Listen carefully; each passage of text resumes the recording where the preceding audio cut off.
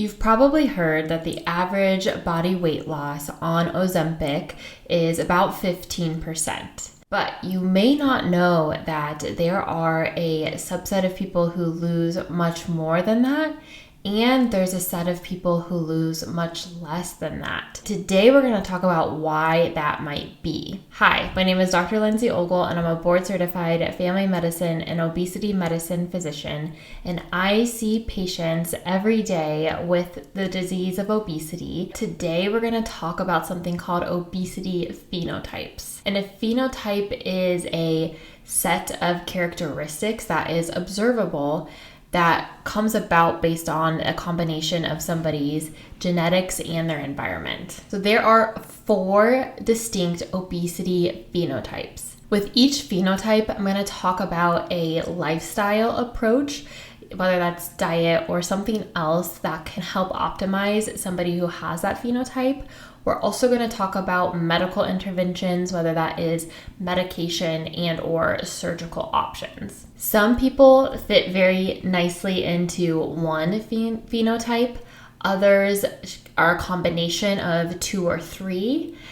Other people may not fit neatly in one category. This is why working with a specialist is so important, so that they can identify which phenotype you are and tailor the appropriate treatment for you. Obesity phenotype number 1 is hungry brain. Somebody with hungry brain, even though they've consumed the amount of calories that they would need to fuel their body, their brain is going to tell them that they need more. It's going to signal that hunger even after a full meal. So it's very difficult to be satiated, to be satisfied and full after a meal. The best nutrition intervention for hungry brain is a high volume diet. So we are thinking about things that are high in fiber, that take up a lot of space in the stomach to help increase the sensation of fullness. We're going to activate the stretch receptors on the stomach because we're going to put a lot of food in there, but we're going to be choosing foods that have less calories. So we're going to trigger that stretch receptor in the stomach to signal to the brain that we are full, because the signal based on calorie intake is not effective in patients with hungry brain. And so we're going to utilize a different mechanism to trigger that fullness. The 2 medications that seem to be most effective for hungry brain are phentermine and Qsymia. And Qsymia, if you remember, is phentermine and topiramate. Both of these medications work at the brain level and help with hunger signals. So it helps suppress hunger, and it allows people who have hungry brain to have some relief from that constant feeling of hunger, and it allows them to stick to that nutrition plan of large volume, less calories. I did a whole video about medications. I will include that here so you can take a look at that and review the specifics about phentermine and Qsymia and other medications that I talk about today, because we don't have time to get into all of that. But if you identify as hungry brain, then phentermine or Qsymia would be the medications that may be best for you. For hungry brain, the best surgery option is sleeve gastrectomy or gastric sleeve. And I talked about the surgical treatments in last week's video, but in case you missed it, I will include the link here. Obesity phenotype number 2 is hungry gut. Individuals with hungry gut can feel full at an appropriate amount of calories, but very quickly after the meal, they're hungry again.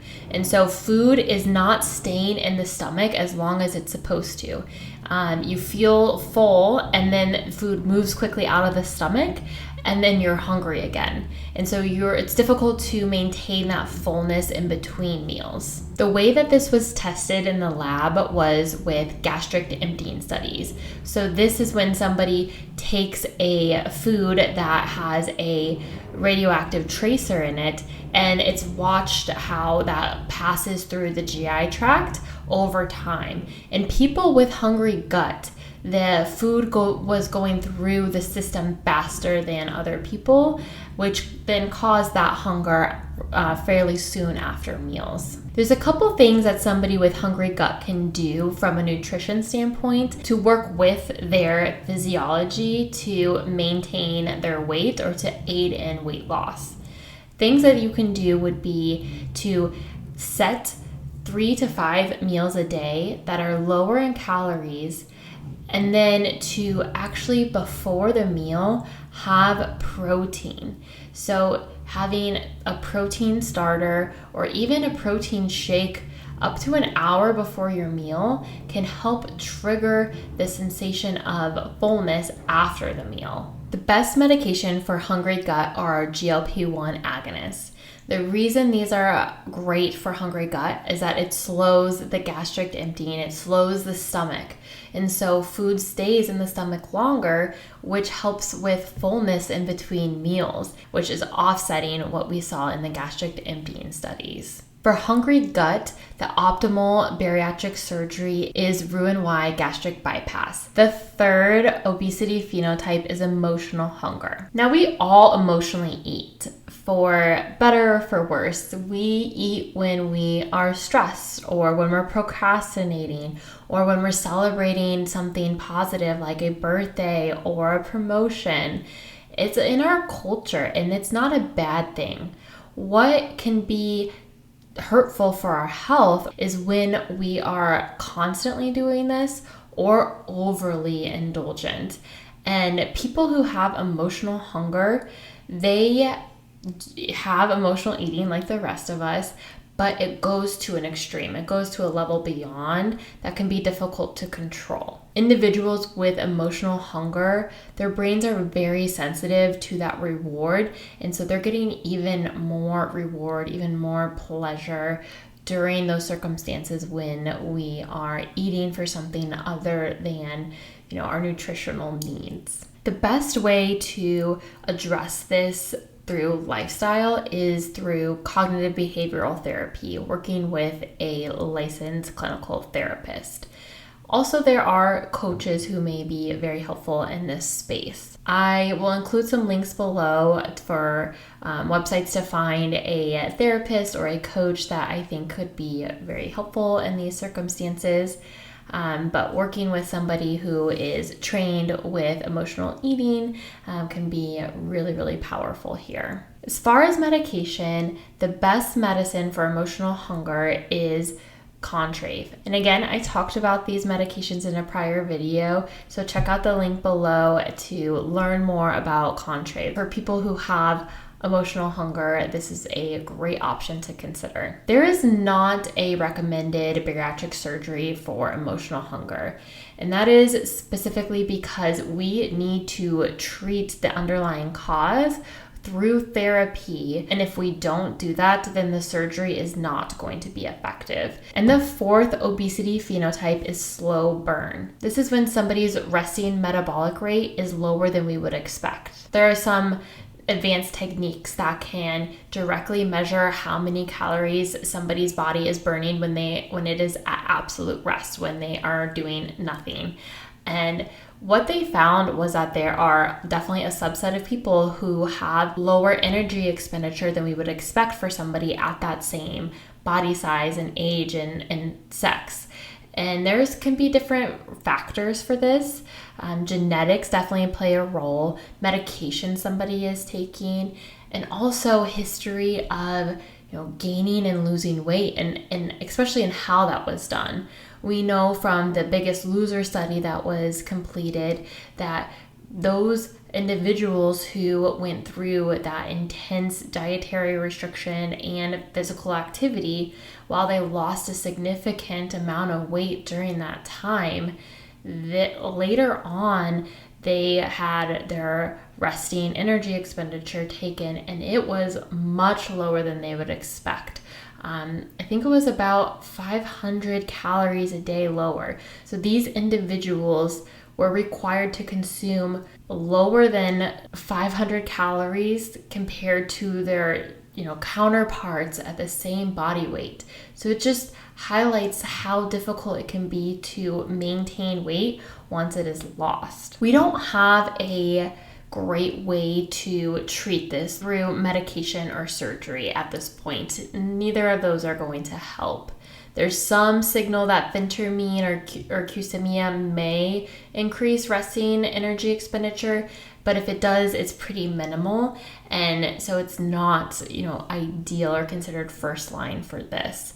What is really best for slow burn is exercise. And really in two flavors, I would say. Resistance training is so important here. We want to build up muscle mass. So really resistance training plus protein.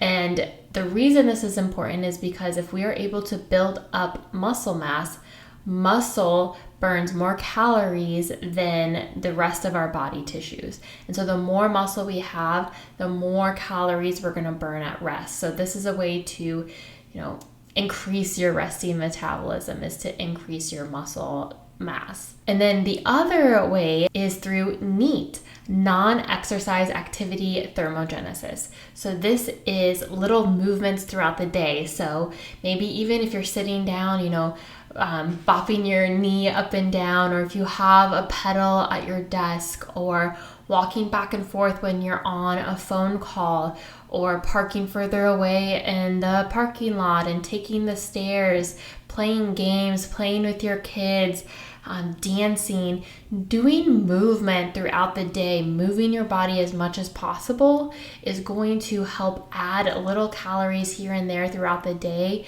to increase your caloric burn throughout the day. Since people who have slow burn, their calories that are spent each day are so low that this is a way to help offset that. So you may clearly identify with one of these 4 obesity phenotypes. And that's great. And I would take that to your provider, whoever is helping you with your health journey. But if you're not sure, I would recommend 2 things. One is to make sure that you are working with an obesity medicine physician, and I will include a link to search for one in your area. And then 2, there is a genetic test now for this. I will admit that this is something that I have not ordered yet for a patient, but it is available and something I would definitely consider. And if you're interested in, I will include the link below on how to get that ordered if you want to have more information about tailoring and creating a individualized treatment plan for your weight management. So to get back to our original question, why are there hyper responders and why are there hypo responders to medications like Ozempic or Wegovy? It's because the hyper responders probably have hungry gut, and the hypo responders probably have another obesity phenotype like hungry brain or emotional hunger or slow burn, and they would be better suited with a different treatment plan. I think this example really speaks to this. This is back with liraglutide, which is a GLP-1. It's a daily injectable, and liraglutide is not as effective as semaglutide. But the patients who have hungry gut and were treated with liraglutide lost on average 6.7% of their body weight after 16 weeks. And those that were hungry gut negative, meaning they did not test positive for hungry gut, they do not have hungry gut, they only lost 3.4% of their body weight at the same 16 weeks. So the individuals who did have hungry gut and were treated appropriately with a GLP-1 lost in this study twice as much as those who did not have hungry gut. So I hope this helps you in your metabolic and health journey. If you have any specific questions, write them below or check out MissouriMetabolicHealth.com where you can send me a message directly and I'd be happy to answer it for you. See you next week.